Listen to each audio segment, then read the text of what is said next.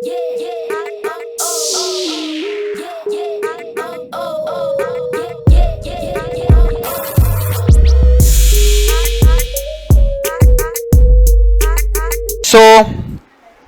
अब हम बात कर रहे हैं किसकी?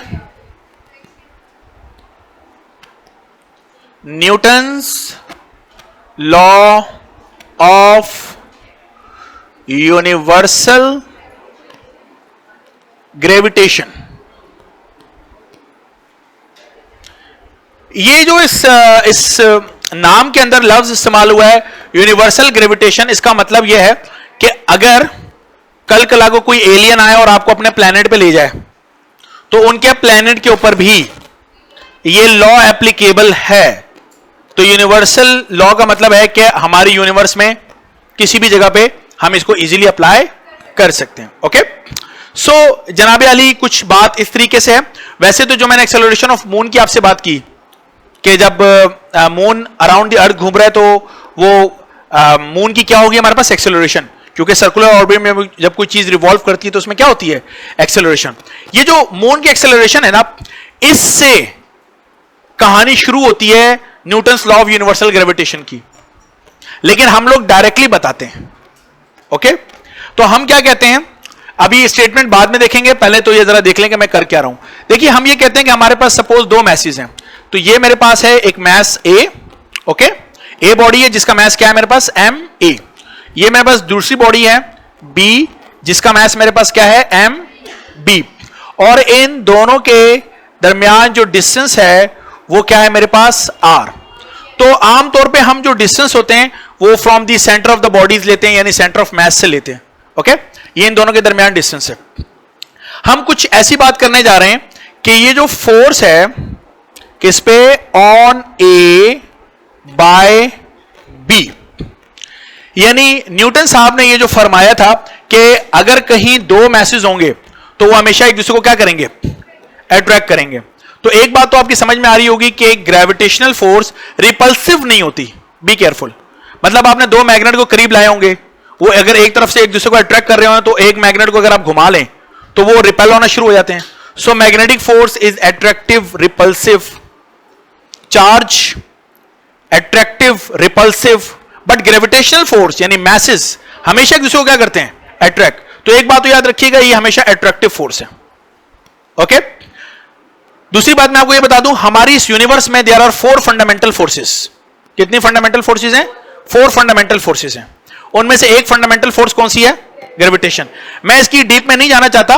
डॉक्टर अब्दुल सलाम साहब का आपने नाम सुना होगा, ग्रैंड यूनिफिकेशन थ्योरी उनकी, ठीक है। ये 4 फोर्सेस किसी जमाने में एक हुआ करती थी, बिग बैंग, और फिर ये 2 हुई, फिर वक्त गुजरता गया 3 हुई, फिर वक्त गुजरता गया 4 हैं। उन्होंने साइंटिफिकली प्रूव्ड एक्सपेरिमेंट के जरिए साबित किया है, साबित क्या? प्रूव कर दिया उन्होंने। 4 को कितना बना दिया? दोबारा से 3 बना दिया।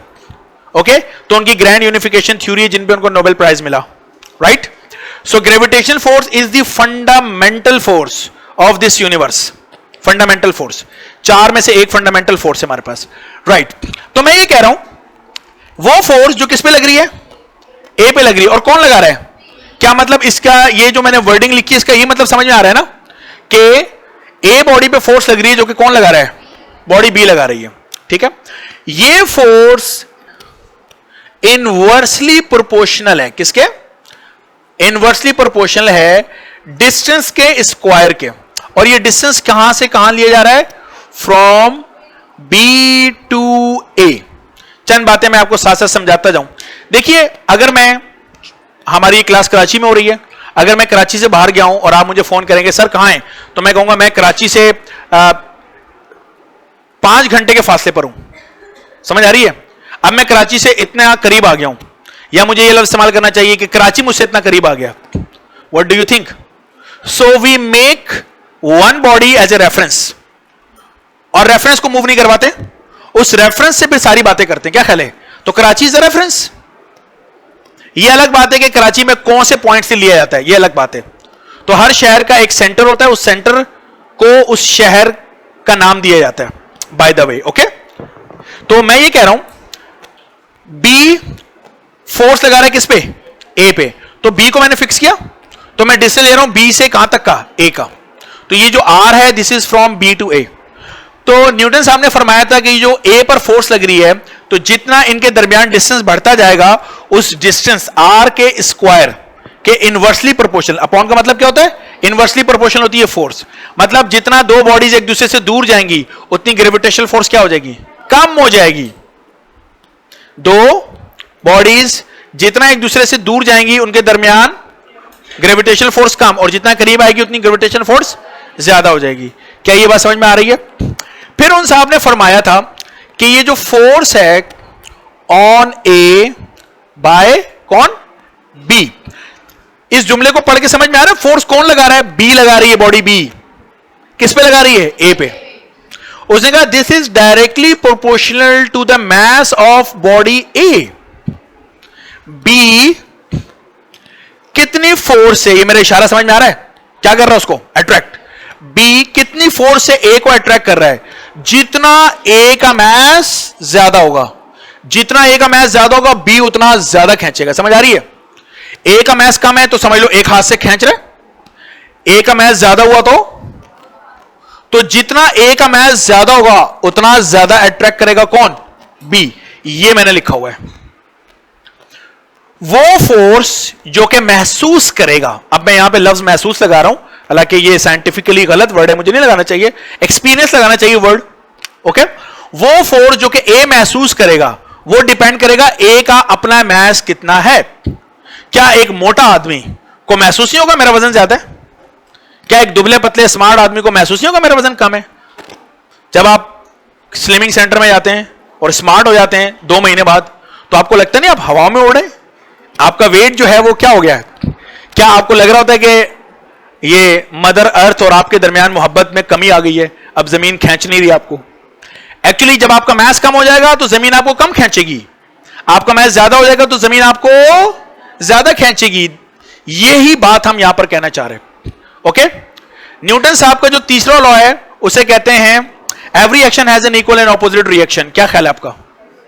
तो वो फोर्स F, इधर देखिएगा, ऑन B बाय A, कौन सी बॉडी फोर्स लगा रही है? A। और किस पे लगा रही है? B पे। तो A जनाब अली कितनी फोर्स लगाएगा B पे? इट डिपेंड ऑन B का मास कितना ज्यादा है। B का मास कम है तो कम फोर्स, B का मास ज्यादा तो ज्यादा फोर्स। तो it is directly proportional to the mass of body B। As जैसा कि हम जानते हैं कि वो force on A by B और वो force on B by A, ये दोनों फोर्सेस सेम नहीं होती, equal and opposite. What do you think? Agreed? Newton का थर्ड लॉ मैंने लगाया कि B जितनी फोर्स लगाएगा A भी उतनी फोर्स लगाएगा। Same story. मैं अभी मैग्नीट्यूड की बात कर रहा हूं, नॉट द डायरेक्शन। वो आपकी बात सही है, इक्वल एंड ऑपोजिट के लिए माइनस आता है, but right now we consider only the magnitude of the force, okay, not the direction. तो अब अगर ये बात ठीक है तो मैं क्या कह रहा हूं कि वो force, this implies that on A by B, मैंने अभी लिखा ना, वो फोर्स जो किस पे लग रही है? A पे। कौन लगा रहा है? वो डायरेक्टली प्रोपोर्शनल है किसके? मास ऑफ A के। तो यही जो फोर्स है जो A पे लग रही है और जो B पे लग रही है दोनों सेम है। तो यहां पर और क्या आना चाहिए? मास ऑफ बॉडी B। मतलब मैं थोड़ा सा जल्दी हो गया, इसको अगर मुझे ऐसे लिखना चाहिए F on B by A, तो this is directly proportional to mass of body. सही है बात? और ये दोनों फोर्स आपस में क्या है? सेम। तो मैं B की जगह पे A और A की जगह पे B का लफ्ज लिख सकता हूं ना, ये दोनों सेम है ना। एग्रीड? तो मैंने क्या किया, A पे लगने वाली फोर्स A की भी डायरेक्टली प्रोपोर्शनल है, A पे लगने वाली फोर्स B के भी डायरेक्टली प्रोपोर्शनल है। तो मैं इन दोनों को मिलाकर क्या लिख सकता हूं? F on A by B directly proportional to MA and MB। ये मैं कहना चाह रहा था आपसे। तो अब मैंने इन दोनों को, यानी ये फोर्स A की भी डायरेक्टली प्रोपोर्शनल थी, B की भी डायरेक्टली प्रोपोर्शनल थी, तो समझो दोनों प्रोपोर्शनलिटी को मिला दिया तो यही बात बन गई। ओके, सो मैं इसको मिटा देता हूं, एक स्टेप बचाना चाह रहा था बस मैं इसमें। और हमने ये भी पढ़ा हुआ है, एक बात हमने ये देख ली और एक बात हमने ये देख ली। अब इन दोनों प्रोपोर्शनलिटी को हम आपस में मिला देते हैं। सो दिस इंप्लाइज दैट, मैं ये कहूंगा कि F on A by B directly proportional to MA MB divided by R from B to A, और इस डिस्टेंस पर क्या है हमारे पास, स्क्वायर है। यहां तक बात समझ में आ रही है? ओके है, क्लियर है? यहां तक कोई इशू तो नहीं है इसमें? ठीक है, यानी मैंने क्या किया, ए पे जो लगने वाली फोर्स है जो कौन लगा रहा है, बी, तो पहले मैंने ये दोनों लिखे और ये बात इसके इनवर्सली प्रोपोर्शनल नहीं है, ये वाली बात भी मैंने लिखी। Okay right, okay. अच्छा, इस मौके पे ना मुझे एक बात याद आई है। एक्चुअली मैंने एक ट्विटर पे ना एक इमेज देखा था, एक फिजिक्स की एक सोसाइटी है, उन्होंने एक इमेज बनाया हुआ था। उसमें उन्होंने बनाया था कि एक थे कूलम साहब और एक थे न्यूटन साहब। तो न्यूटन के लॉ आज हम पढ़ रहे हैं, तो अगर आपको मैट्रिक में याद हो तो कूलम का लॉ भी सेम है, F equal to K Q1 Q2 upon R square. तो उन्होंने मिस्टर बीन बनाया हुआ था, और मिस्टर बीन यू चीटिंग कर रहा है किसकी, न्यूटन की, और न्यूटन का जो लॉ है उसको कॉपी कर रहा है। तो मेरे हिसाब से ये बात गलत है। क्यों? क्योंकि याद रखिएगा, न्यूटन का law of universal gravitation atomic level पे फेल है। न्यूटन का लॉ मेरे पे तो काम कर रहा है, लेकिन मेरी बॉडी के दो एटमों के ऊपर न्यूटन का लॉ फेल हो जाता है। यस, बॉडीज के दो एटम, तो दो एटम का मैस होता है या नहीं होता, ये मुझे बताओ। So Newton law is fail on atomic scale. Atomic scale के ऊपर न्यूटन का लॉ फेल है, बिलीव मी।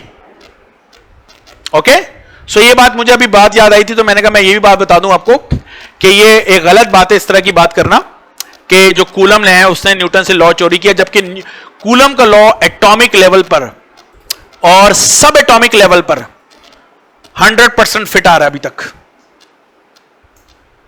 ओके ठीक है, ओके यहां तक क्लियर है? अब मेरा ख्याल है नेक्स्ट स्टेप क्या होगा, प्रोपोर्शनल हटा दूंगा तो कांस्टेंट आ जाना चाहिए, इज इक्वल टू और कांस्टेंट आ जाना चाहिए। सो अब हम क्या कर रहे हैं, मैं कह रहा हूं F on A by B is equal to constant of proportionality G MA MB divided by R from B to A और इसके ऊपर स्क्वायर। क्लियर है? मैं जरा कैमरा एडजस्ट कर लूं।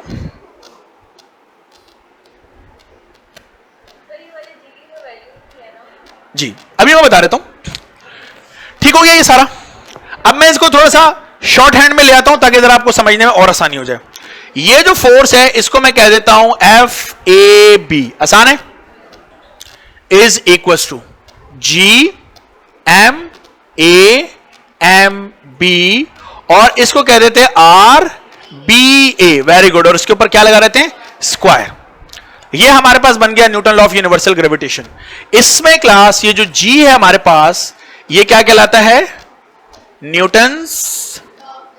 न्यूटन्स ग्रेविटेशनल कांस्टेंट, जिसकी वैल्यू होती है 6.67 exponent -11 newton metre square upon kilogram square.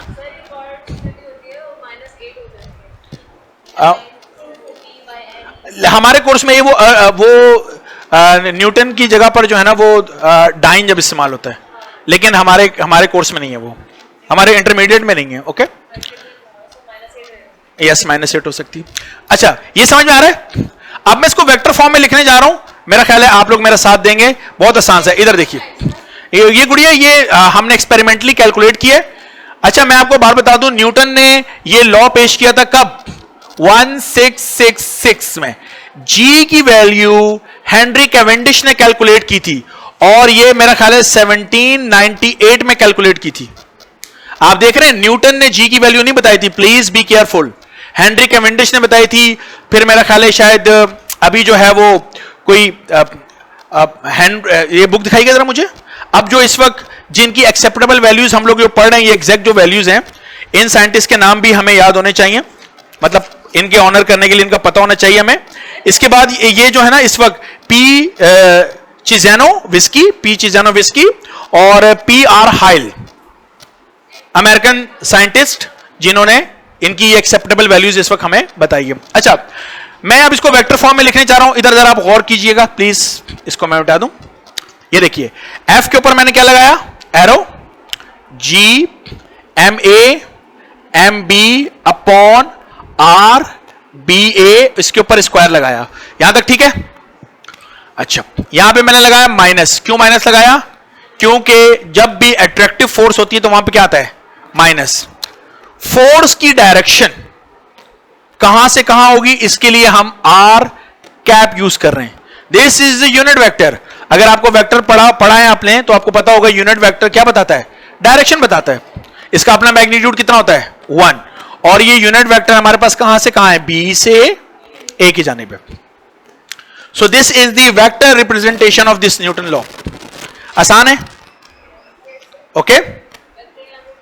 अच्छा ये जो कैपिटल जी है ये न्यूटन्स ग्रेविटेशनल कांस्टेंट है, जिसका मतलब ये है कि हमारी दुनिया में, हमारे इस पूरे सोलर सिस्टम में, हमारी इस पूरी यूनिवर्स में कहीं भी चले जाएं, कैपिटल जी की वैल्यू कभी भी चेंज नहीं होगी। जबकि एक और जी भी होता है small G, acceleration due to gravity. Karachi में इसकी वैल्यू 9.8 है, लाहौर में कुछ और होगी, मीनार पाकिस्तान के ग्राउंड फ्लोर पे कुछ और होगी और टॉप फ्लोर पे कुछ और होगी ये वैल्यू।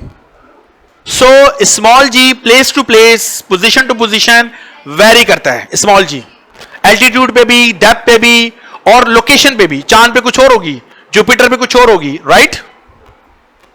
ये मेरी बात समझ में आ गई। जबकि कैपिटल जी हमेशा यही रहता है। सो मेरा ख्याल है न्यूटन लॉ को इतना ही डिस्कस कर लेना बहुत है, इससे ज्यादा इसकी डिटेल में जाना ठीक जी। न्यूटन लॉ नहीं आता एग्जाम में, लेकिन मैंने असल में इसको इस डिटेल में इसलिए पढ़ाया है कि हमारे इंटरमीडिएट की किताब में इस तरह लिखा हुआ है। मैं चाहता हूं कि आप अपने लेवल को अप करें। F equals to G m1 m2 अपॉन आर स्क्वायर, न्यूमेरिकल हम इसी से करेंगे। F equals to G m1 m2 divided by R square, simple, जो मैट्रिक में पढ़ा था। लेकिन क्या हमें अपने आप को अपग्रेड नहीं करना चाहिए, ओके। तो यहां तक किसी के ध्यान में कोई सवाल हो तो पूछ सकता है मुझसे।